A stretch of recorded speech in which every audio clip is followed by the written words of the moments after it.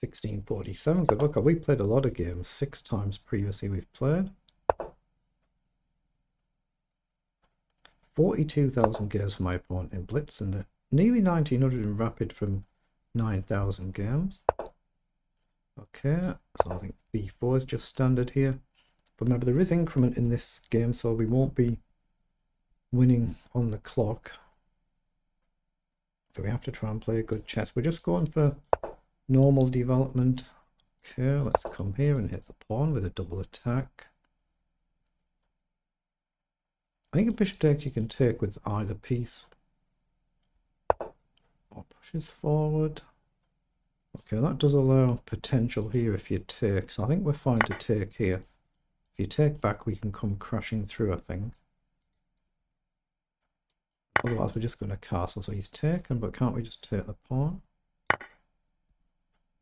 I think he's mixed up his move order somewhere. He's just mixed up his move order somewhere in the opening.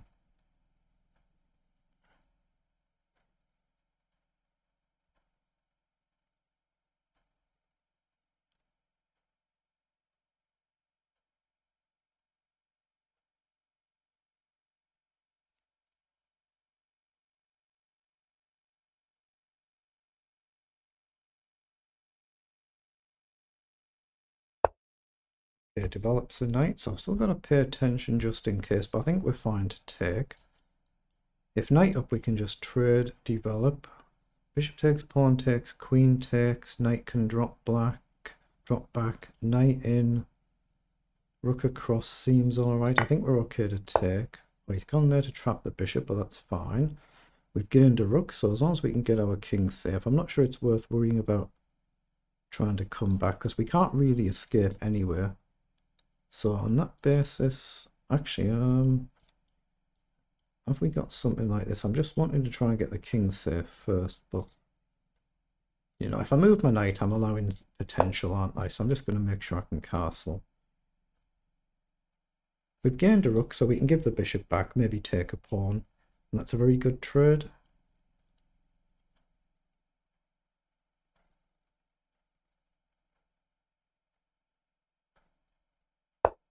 Yeah, knight comes forward, so that should be a good trade.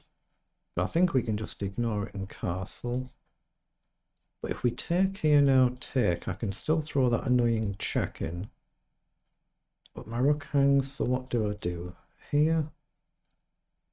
Take, take. Say I don't check and just knight up. Take, take, queen takes. And my knight's vanished, haven't I? It's going to get a bit awkward, yeah. There's no point creating any issues that you don't need to create. Just go sensible safety first. Now we're definitely threatening to take. I mean, he'd probably take the bishop if he takes anything, but see, worst case, we should be able to give up the bishop for a pawn, and we've already gained the rook, so it should be good. Okay, the knight goes back. Okay, so let's bring the other knight up. Now we're just getting a little bit of activity. He may not be quick enough to get the bishop.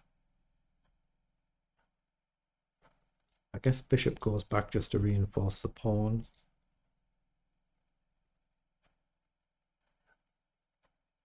Okay, bishop up. So knight across, does it achieve anything? I'm not certain it does. This or this could be useful. Actually, he might have allowed me to play pawn up here now because he's restricted his queen. So what's wrong with that? I think he's allowed me the chance to push the pawn.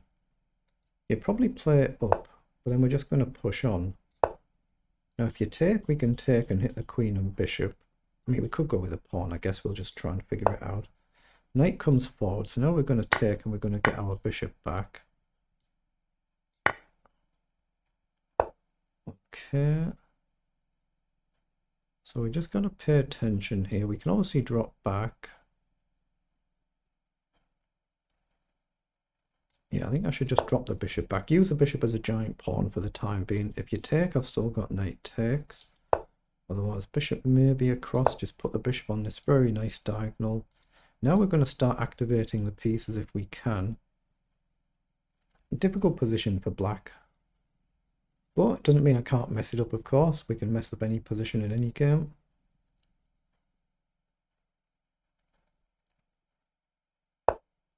Okay, comes forward, so knight across is probably sensible here. I don't see any reason not to do that. Let's just challenge that knight. Then maybe just pawn up, just keep it simple. Obviously depending on how black plays it.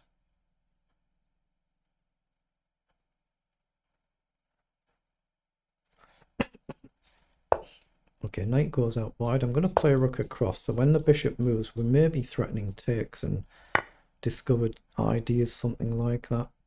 Now I could play here, or I could drop the knight back. I'm just going to drop the knight back. It might have been more precise to build a block of pawns.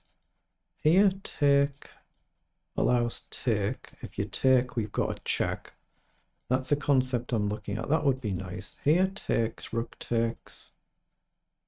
No, you don't have to take. It's just spectacular, isn't it? But it might weaken this pawn. But we're just having fun playing blitz chess, so why not play it? So let's sack the rook. And we're going to activate the queen if you don't take, and then we'll threaten checkmate. So he's seen the concept. So knight up might be a move. What if you take?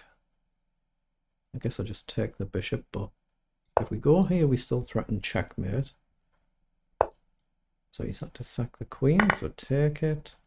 Oh, he's just resigned, okay, but we played plenty of times. That's our 7th game. Let's see how the engine says we actually played it. Oops. So they're the move times for both players.